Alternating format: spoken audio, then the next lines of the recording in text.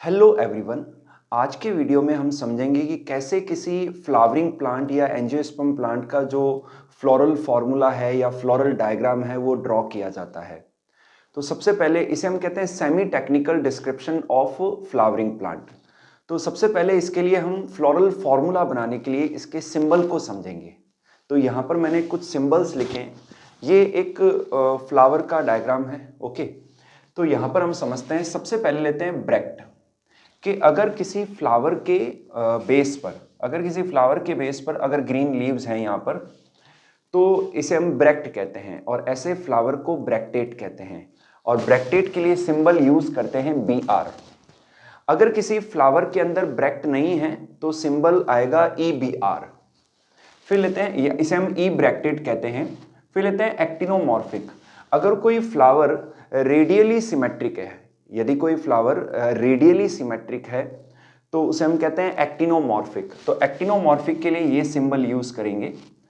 अगर जैसे कि मटर के फ्लावर में देखने को मिलता है कि अगर कोई फ्लावर अगर जाइगोमॉर्फिक है, ठीक है ना, तो एक ही डायरेक्शन से उसको हम दो इक्वल हाल में कर सकते हैं, तो इसे हम कहते हैं जाइगोमॉर्फिक। तो जाइगोमॉर्फिक के लिए ये सिंबल या ये सिंबल यूज करेंगे। अगर कोई फ्लावर बाइसेक्सुअल है, यानी कि मेल और फीमेल दोनों ही पार्ट उस फ्लावर के अंदर प्रेजेंट हैं, तो इसके लिए ये सिंबल यूज करेंगे। ठीक है। अगर फ्लावर यूनिसेक्सुअल है, मेल है, खाली ओनली स्टेमिन पाए जा रहे हैं, तो ऐसे फ्लावर को हम कहेंगे स्टेमिनेट और उसके लिए ये सिंबल यूज करेंगे। अगर फ्लावर यूनिसेक्सुअल है और मतलब उसमें गाइनोसियम है, ओनली फीमेल पार्ट है, तो ऐसे फ्लावर को कहेंगे पिस्टिलेट और ये सिंबल यूज करेंगे। अब मैं बात करूंगा एपिकैलिक्स की। यहां पर ध्यान से देखिए बच्चों, ये जो पार्ट है ये थैलेमस है, ठीक है, ये पेडिसेल है, ये ब्रैक्ट है। अब यहां पर ये जो ग्रीन जो लीव्स होती हैं, इन्हें हम सेपल कहते हैं और इनके ग्रुप को कैलिक्स कहते हैं। ओके। और यहाँ जो ये कलरफुल जो लीफ है जिसे हम पेटल कहते हैं, इनके ग्रुप को कोरोला कहते हैं। तो यहाँ पर कैलिक्स से बाहर भी कुछ फ्लावर के अंदर जो है और एक वर्ल पाया जाता है। ठीक है। एक बाइसेक्सुअल फ्लावर के अंदर 4 वर्ल हैं, कैलिक्स, कोरोला, फिर है एंड्रोशियम का जो पार्ट है वो, और देन फिर गाइनोशियम। तो यहाँ पर कैलिक्स के बाहर जो छोटी और ग्रीन लीव्स का जो वर्ल है उसे हम एपिकैलिक्स कहते हैं। ओके। तो यहाँ पर इसे हम एपी से शो करते हैं, EPI या एपीके से शो करते हैं। फिर लेते हैं कैलिक्स। जो ग्रीन लीव्स है, ये जो ग्रीन लीव्स हैं, इनके सिंगल को हम कहते हैं सेपल और इनके ग्रुप को कहते हैं कैलिक्स। तो कैलिक्स के लिए हम के सिंबल यूज करते हैं। ठीक है। अगर जो सेपल्स हैं अगर फ्री हैं तो के नीचे उसका नंबर लिख देंगे। ठीक है। और इसे कहेंगे पॉलीसेपेलस। ठीक है। अगर मान लो जो सेपल्स हैं वो फ्यूज्ड हैं, उनके जो एंड्स हैं वो अटैच्ड हैं, तो इन्हें हम ब्रैकेट में लिखेंगे, उनके नंबर को 4 है या 5 है। ठीक है। और इसे हम कहेंगे गैमोसेपेलस। देन फिर लेते हैं कोरोला। कोरोला को C से शो करेंगे, यानी कि जो कलरफुल जो लीफ है जिसे हम पेटल कहते हैं और पेटल के ग्रुप को कोरोला कहते हैं, तो यहाँ पर कोरोला के लिए C यूज करेंगे। एंड देन फिर अगर वो फ्री है तो CN, यानी कि उसका नंबर लिख देंगे, इसे कहेंगे पॉलीपेटलस। और अगर फ्यूज्ड हैं, उनके एंड जो अटैच्ड हैं, तो इसको हम ब्रैकेट में लिखेंगे CN और इसे हम कहेंगे gamopetalous. This is called gamopetalous. आगे बढ़ते हैं।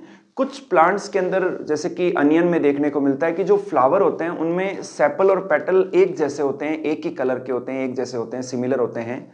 तो उस कंडीशन में उसे हम टेपल कहते हैं। ठीक है। और उनके ग्रुप को हम जो है पेरियांथ कहते हैं। क्या कहते हैं? पेरियांथ कहते हैं। तो पेरियांथ को P से शो करेंगे। अगर वो P लिख के अगर उसका नंबर वो मतलब फ्री है, उनके एंड फ्यूज नहीं है, तो PN कर देंगे, नंबर लिख देंगे। इसे हम कहेंगे पॉलीफाइलस या पॉलीटेपलस कहेंगे। और अगर नंबर है और फ्यूज है ब्रैकेट में, तो इसे कहेंगे गैमोफाइलस और गैमोटेपलस।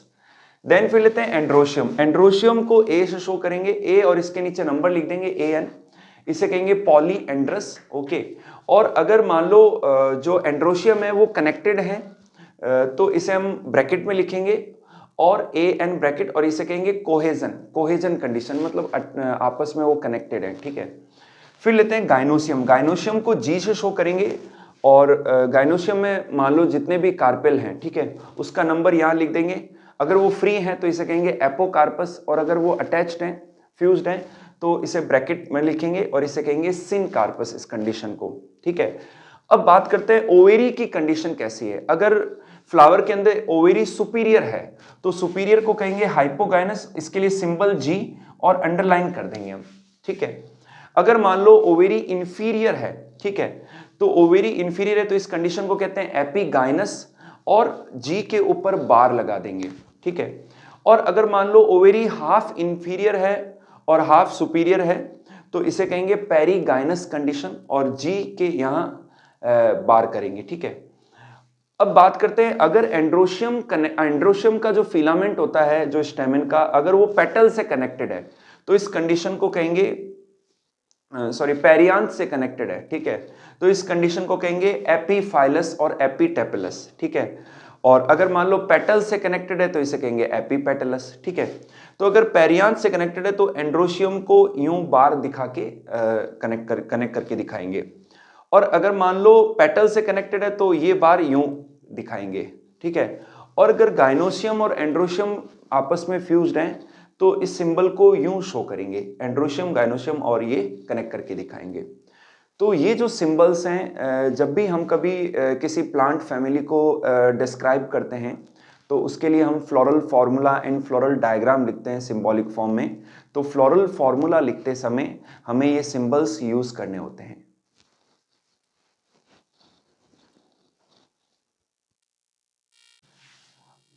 यहाँ पर हम जब भी फ्लोरल डायग्राम बनाएंगे, आगे मैं ये टॉपिक लेने वाला हूँ कि फ्लोरल डायग्राम को कैसे ड्रॉ करना है। हम मस्टर्ड फैमिली का फ्लावर का एग्जांपल लेंगे।